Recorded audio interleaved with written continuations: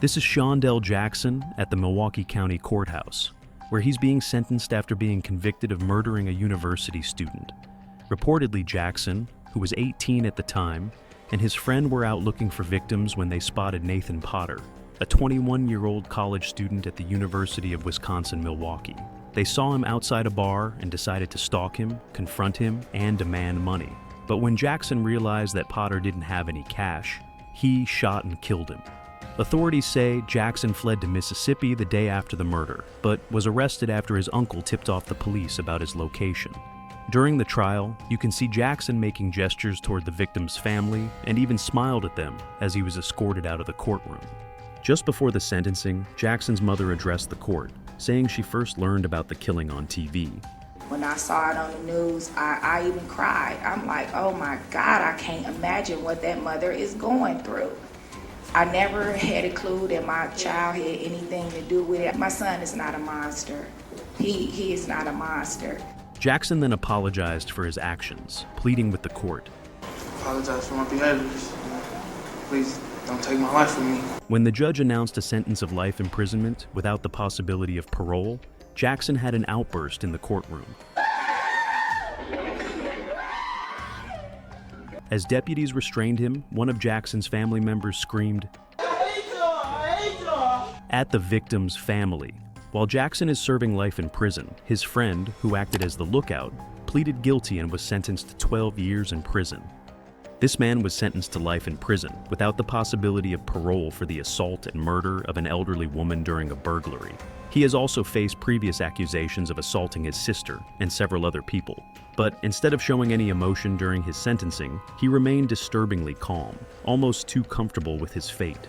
In fact, he was seen falling asleep not once, but twice during the proceedings. With a chuckle, a laugh, and yawn after yawn, David Moses acted strangely at his sentencing this morning, appearing to fall asleep in his chair not once, but twice. Moses' past is marked by physical, verbal, and emotional abuse and trauma, leading to a lengthy criminal record. This includes serious offenses involving his sister, a developmentally disabled cousin, and 7 other children while he was in a group home.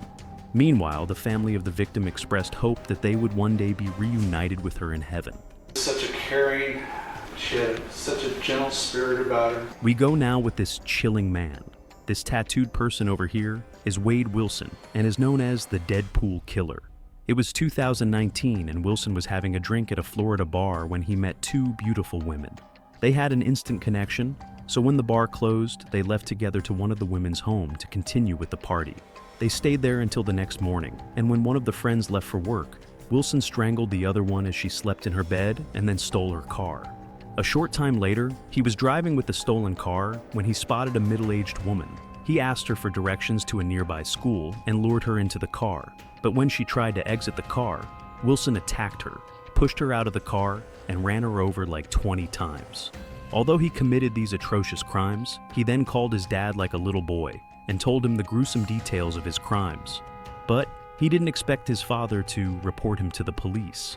What a shame, eh? What did he tell you in that call that evening? He just told me, he did something. There was 2 people gone that would not be back. He said, I'm a killer. During the trial, he had a complete psychopathic behavior and was making strange movements. Do you think it has a secret meaning? That Wade Wilson should be sentenced to death. Thank you, then we'll be adjourned. Now, look at his reaction to the sentence.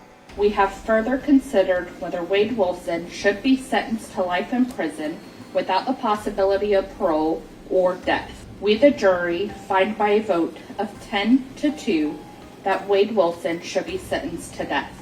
You just saw it. The jury recommended the death penalty and apparently he didn't even react. But if you look closely, you can see micro expressions that say the opposite.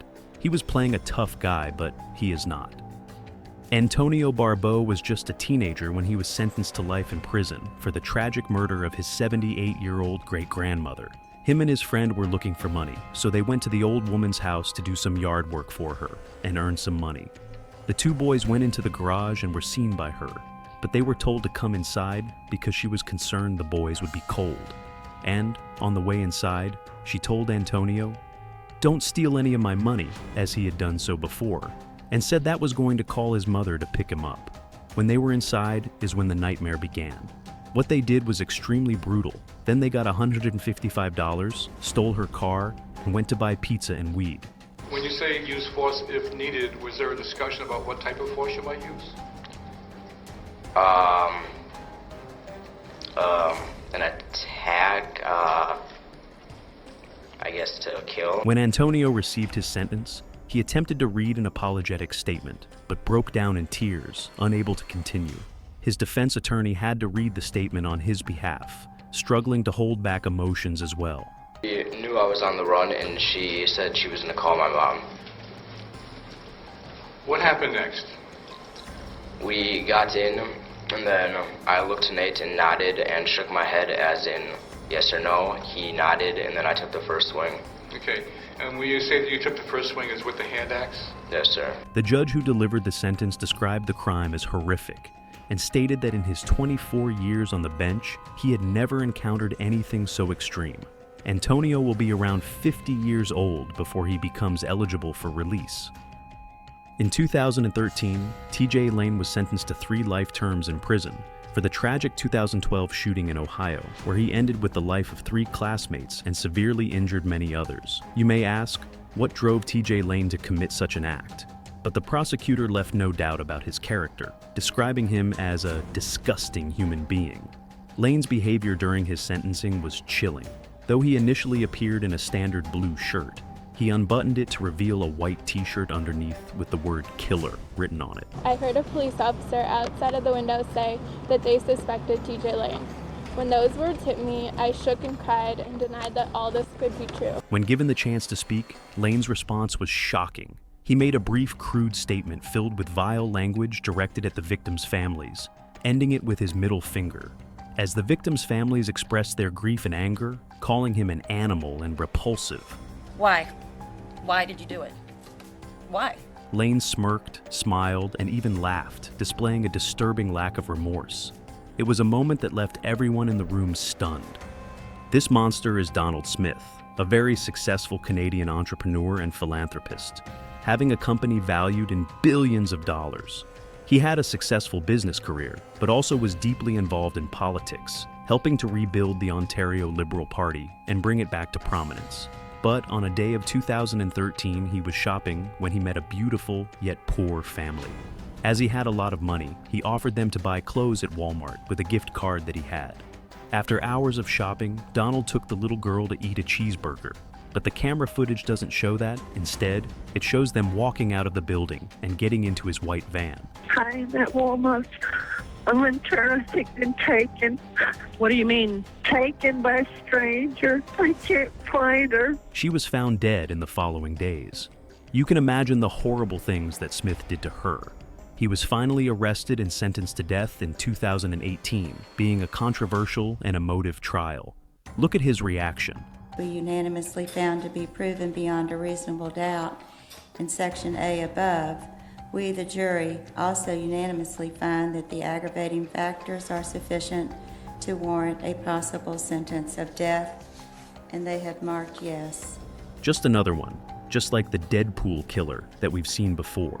No reaction seen. But this case has a sad ending because in 2021, the Supreme Court of Florida upheld Smith's conviction and death sentence.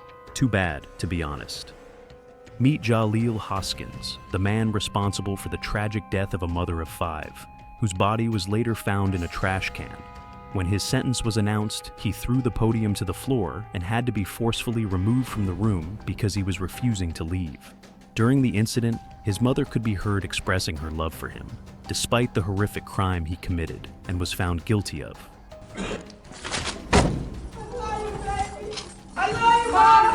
Hoskins did offer a weeping apology to the family of the woman he killed. He talked of how the victim's body was disposed of in a trash dumpster, yet told her family and the judge that he loved her and the murder was unintentional. Dexter Johnson was sentenced to death for his involvement in the tragic murders of a young couple when he was 18 years old. Along with 4 other friends, Dexter carjacked and robbed the couple before taking them to a remote location. Once there, they all did horrible things to her, and then shot both of them. These 2 deaths were part of a 25-day crime spree that claimed the lives of 5 other people during robberies. Throughout his trial, Dexter remained mostly emotionless, but when his death sentence was handed down, he showed a rare moment of emotion. His eyes filled with tears, and he briefly looked at his family, raising his hand as if to wave before suddenly throwing a chair.